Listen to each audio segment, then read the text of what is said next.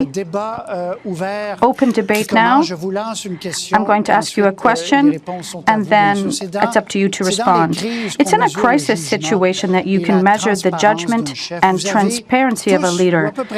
You've almost all forgiven some candidates or let them go, embarrassing candidates.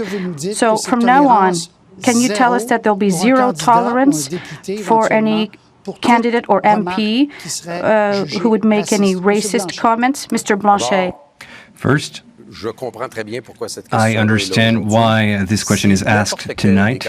If any of the candidates had refused to apologize explicitly, there would not be a candidate of the Bloc tonight, because I can state I'm sure that the fact that I wrote in newspapers, that I was on TV before, I know that everybody looked into that with a fine-tooth comb.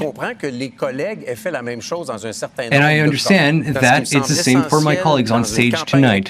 What is essential to me in an election campaign is that people can choose for whom they'll vote based on the values they put forth. And we will work for Quebec. 4 examples of people what we had to forgive, you and Mr. Trudeau, Mr. Scheer as well. I can say is that there is one candidate who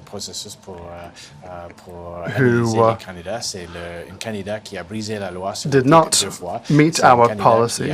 That is a candidate who breached ethic guidelines twice, who lied about many things in their life. And that is the Liberal Papineau candidate. Mr. Trudeau. Apologies are important, but intentions and values and concrete measures that are taken are important as well. And we will always judge on values and actions taken by everyone. It's a part of the election choice before people. Our people representing their values will be there to defend them, and people know that for 4 years I have been defending them, and we will continue to move forward defending those values together. We're not perfect. I'm not perfect. All the candidates have made mistakes, but what's important is that they take ownership of their mistakes, that they own them, and thereafter we just need to ensure that they share Canadian values, that of tolerance, acceptance, freedom.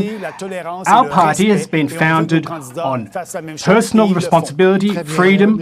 All our candidates are expected to live by those principles. That's a question of authenticity. If a person apologizes but doesn't commit to change in the future, there's no strong commitment to do things differently. So in that case, it would be a no. But if a person says they're sorry and commits to change, if they share our values, they can stay in our party. Our value is to work for people, not for the wealthy.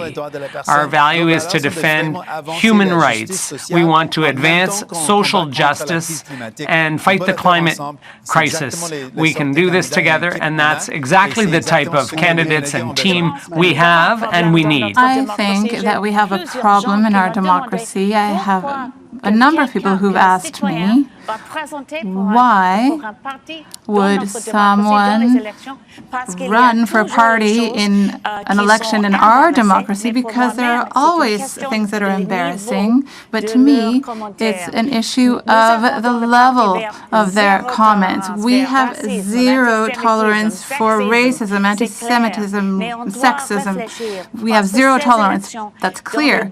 But we have to think about this, because in the last few weeks in this election, we have spent an awful lot of time on small politics and not to try to find a way to work together to fight the climate emergency. And to my last breath, I will try to stop the climate emergency. We need to work together. We need to make the right choice. We need to move forward to fight against climate change, and we will continue to move forward. Thank you, Mr. Scheer, Mr. Blanchet, and then we'll conclude. The choice for this election is clear. 4 more years of tax hikes, of more expensive lives, or a Conservative government that will make life more affordable for everyone. We'll be in the House of Commons. We will vote in favor of what's good for Quebec against what is not good for Quebec. Thank you, ladies and gentlemen. Thank you.